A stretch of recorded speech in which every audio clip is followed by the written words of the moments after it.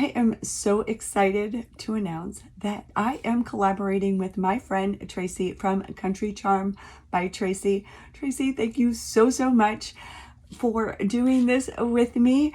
Our theme today is autumn blessings, and hopefully now the reason for this little intro to do the final reveal in the beginning. It's been cloudy and I have tried 3 times to record the final reveal, okay, which I have right here in this little basket, but it's cloudy here and I couldn't get a good shot. The lighting was awful. The best lighting is right here at my craft table. So I thought I would show you the final reveal, and hopefully you'll watch the rest of the video to see how I created all these things. All right, let's get started. So what I did was I am working on a tiered tray. I made my own tiered tray. I thrifted this. This was in my stash, and this was a gift. This is a round from Menards. It was a gift from my friend Lori from Farmhouse Stencil Shop. And I painted, stained, and making my own little tier tray here. I don't like to attach or glue the base to the bottom. I like to just kind of keep it freeform so I can put it wherever I need to, where things fit and go together. So here's one of my favorite things, this little pumpkin topiary, and these are putka pods. I love it, and they smell so good.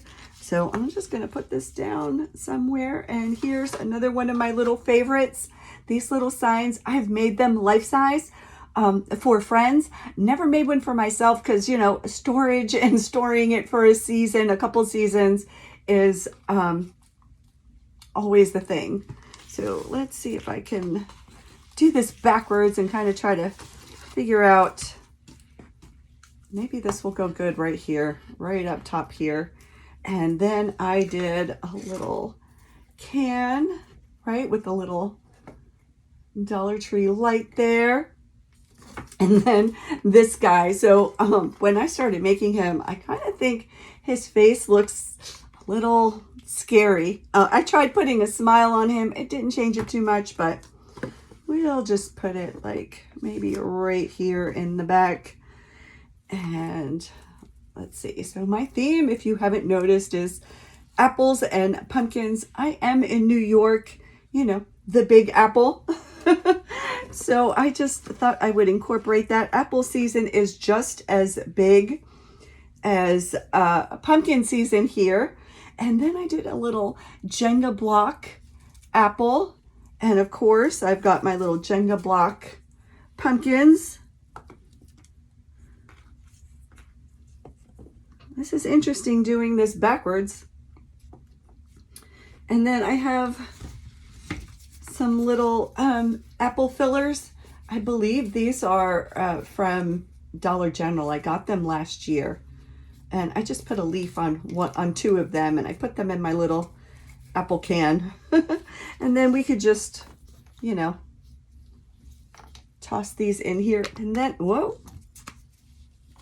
And then, of course, I've got a scarecrow and a crow, and we'll put these around here. Now, the only thing is, I realized after I made this guy, I forgot the most important part, the scarecrow hair. So I'm going to do that right now with you guys. Let me just move all this over so I have some room, and the apples just want to go everywhere. Okay, so here he is. And of course, you know, the scarecrow needs scarecrow hair, right? So let's just do this. I have a wire for the smile.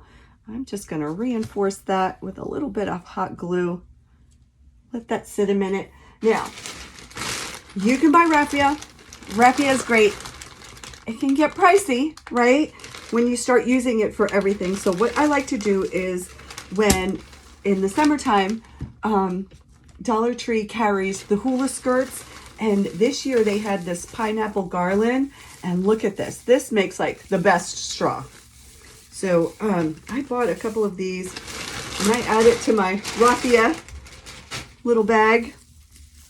And these come in, you know, it's like one long pieces folded in half. So I'm just going to cut that little tape that holds them together, that attached it to the pineapple. I'm going to cut that off. And it's already split in half. So I'm just going to go ahead, cut that in half. There we go. And I'm going to keep them together and turn this over on its side. And I'm going to add some glue right here under the brim of the hat. Add this up there. And then hold it down.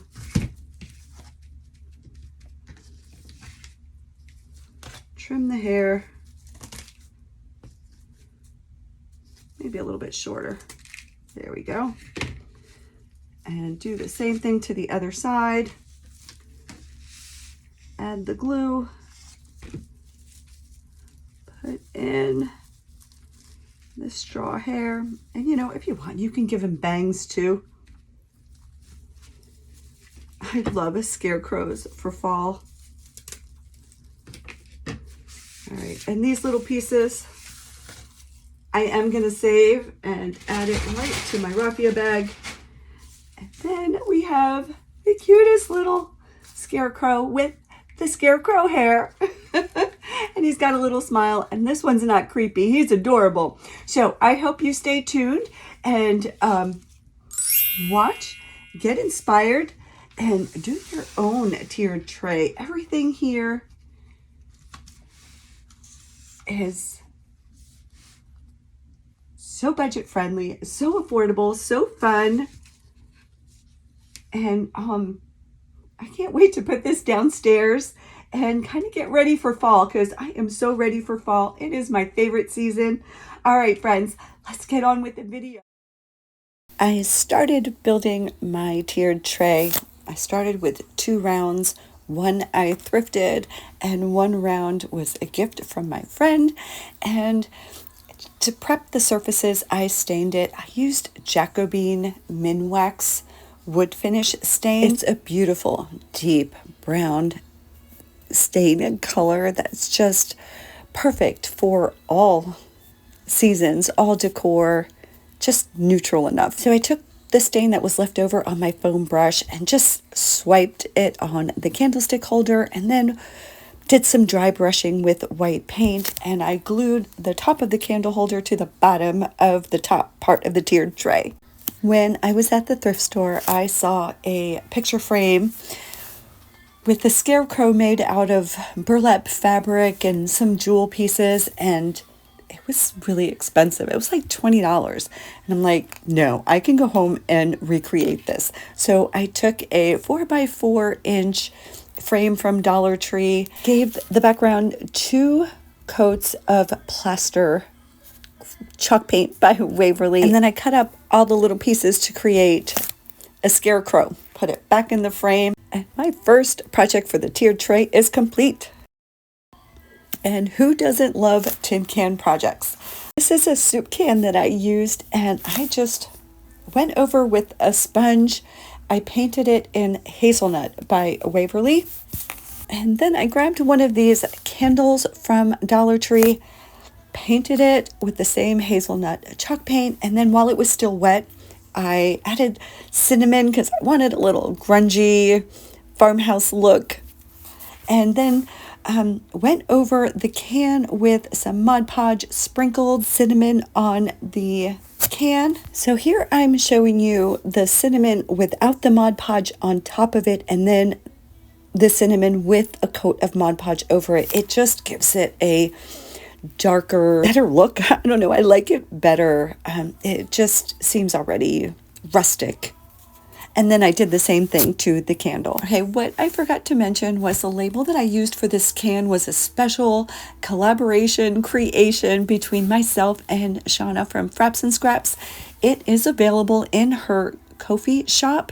I will link it in the description below. It is 20 pages full of fall, everything fall. When filling up your can, I learned a little trick from Tracy from Country Charm by Tracy.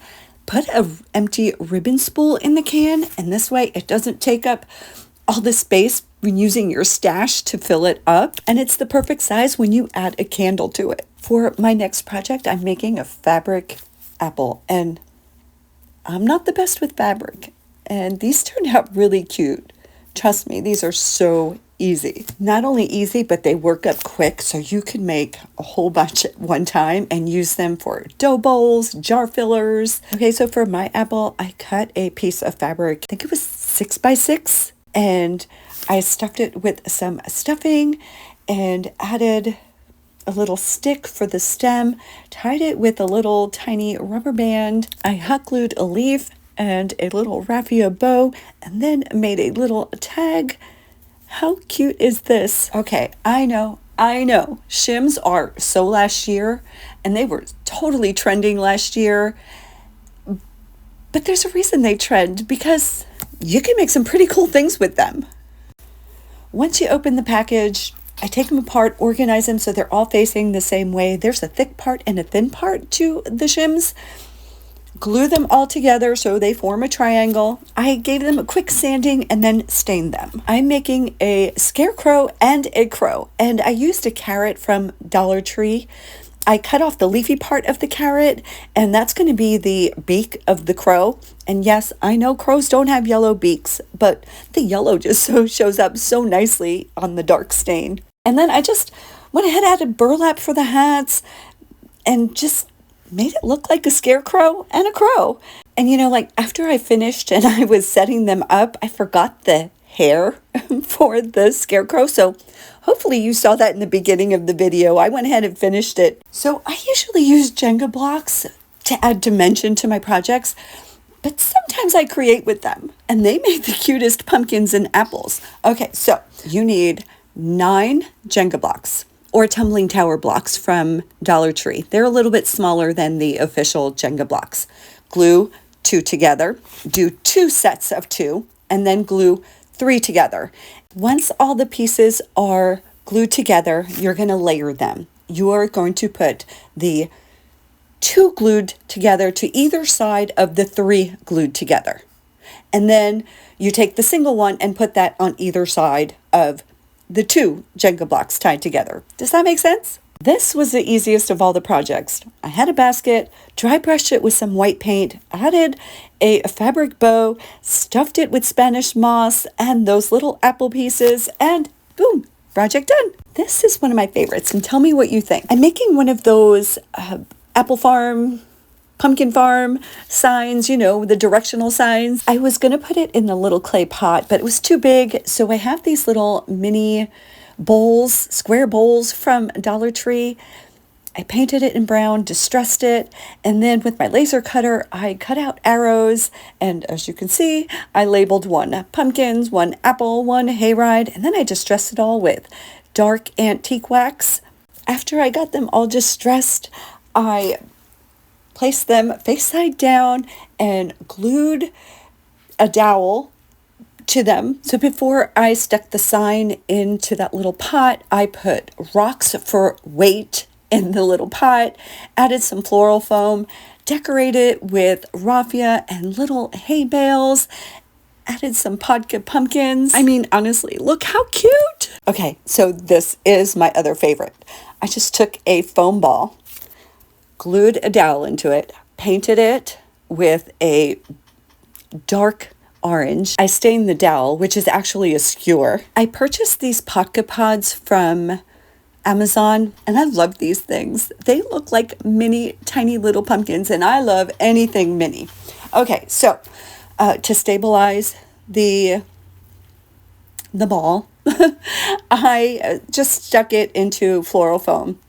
And then I started off hot gluing them individually, but then I found if I just did a stripe or swipe of hot glue, I can work fast and place all of them. So I just covered this whole foam ball with these potka pods. What I'm making here is a little pumpkin topiary. So I used my last clay pot on this project. I used my leftover paint from painting the foam ball and just swiped it around the clay pot. I put rocks at the bottom of the clay pot, some floral foam, glue in the floral foam, stuck the topiary in there, decorated it. I love how this turned out. This really is my favorite piece. I hope you've enjoyed today's project. I had so much fun making them, and like I said before, this is a special collaboration with my friend Tracy from Country Charm by Tracy. The link to her channel will be down below in the description. And I can't imagine that you're not already following her, but if you're not, just go click that link and follow her channel. You will be so inspired. If you came over here from Tracy's page, thank you so very much for watching, and I hope you decide to come back. And I'd like to invite you to join me on Mondays and Wednesdays for a chat and craft live session. Carve out some time to do some crafting with me, and let's get to know each other better.